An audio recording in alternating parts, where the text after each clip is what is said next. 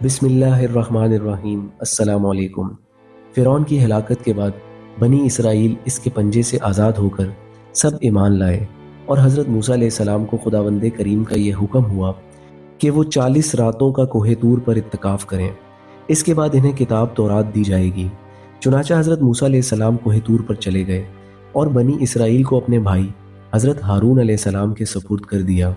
آپ 40 دن تک دن بھر روزے دار رہ کر ساری رات عبادت میں مشغول رہتے۔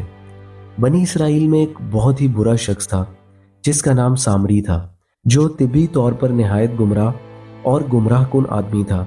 اس کی ماں نے برادری میں رسوائی و بدنامی کے ڈر سے اس کو پیدا ہوتے ہی پہاڑ کے ایک غار میں چھوڑ دیا تھا، اور حضرت جبرائیل علیہ السلام نے اس کو اپنی انگلی سے دودھ پلا پلا کر پالا تھا، اس لیے حضرت جبرائیل علیہ السلام کو پہچانتا تھا۔ اس کا پورا نام موسیٰ سامری ہے، اور حضرت موسیٰ علیہ السلام کا نام بھی موسیٰ ہے۔ موسیٰ سامری کو حضرت جبرائیل علیہ السلام نے پالا تھا، اور حضرت موسیٰ علیہ السلام کی پرورش فرعون کے گھر میں ہوئی تھی۔ مگر خدا کی شان کہ فرعون کے گھر پرورش پانے والے موسیٰ علیہ السلام تو خدا کے رسول ہوئے، اور حضرت جبرائیل علیہ السلام کا پالا ہوا موسیٰ سامری کافر ہوا، اور بنی اسرائیل کو گمراہ کر کے اس نے بچھڑے کی پوجا کرائی۔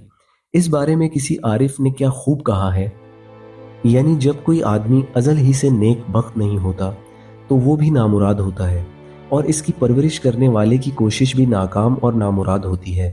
دیکھ لو، موسیٰ سامری جو حضرت جبرائیل علیہ السلام کا پالا ہوا تھا وہ کافر ہوا، اور حضرت موسیٰ علیہ السلام جو فرعون کی پرورش میں رہے وہ خدا کے رسول ہوئے۔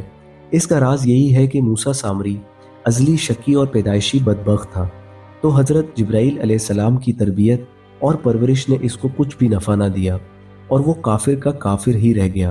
اور حضرت موسیٰ علیہ السلام چونکہ ازلی سید اور نیک بخت تھے، اس لیے فرعون جیسے کافر کی پرورش سے بھی ان کا کوئی نقصان نہیں پہنچا۔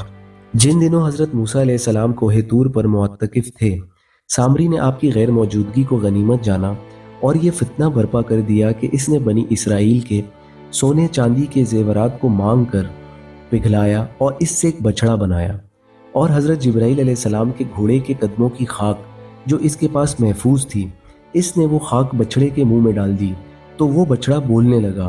پھر سامری نے بنی اسرائیل سے یہ کہا کہ اے میری قوم، حضرت موسیٰ علیہ السلام کوہ طور پر خدا کے دیدار کے لیے تشریف لے گئے ہیں، حالانکہ تمہارا خدا تو یہیں بچڑا ہے، لہٰذا تم لوگ اسی کی عبادت کرو۔ سامری کی اس تقریر سے بنی اسرائیل گمراہ ہو گئے، اور 12,000 آدمیوں کے سوا ساری قوم نے چاندی سونے کے بچڑے کو بولتا دیکھ کر اس کو خدا مان لیا، اور اس کے آگے سر بسجود ہو کر اس بچڑے کو پوجنے لگے۔ چنانچہ خداوند قدوس کا ارشاد ہے، ترجمہ: اور موسیٰ کے بعد اس کی قوم اپنے زیوروں سے ایک بچڑا بنا بیٹھی، بے جان کا دھڑ گائے کی طرح آواز کرتا۔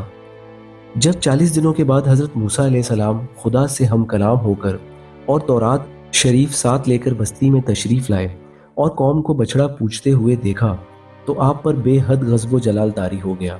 آپ نے جوش غضب میں تورات شریف کو زمین پر ڈال دیا، اور اپنے بھائی حضرت ہارون علیہ السلام کی داڑھی اور سر کے بال پکڑ کر گھسیٹنا اور مارنا شروع کر دیا، اور فرمانے لگے کہ کیوں تم نے ان لوگوں کو اس کام سے نہیں روکا۔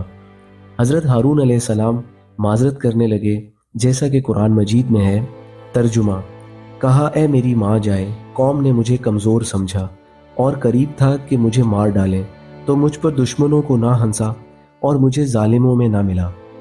حضرت ہارون علیہ السلام کی معذرت سن کر حضرت موسیٰ علیہ السلام کا غصہ ٹھنڈا پڑ گیا۔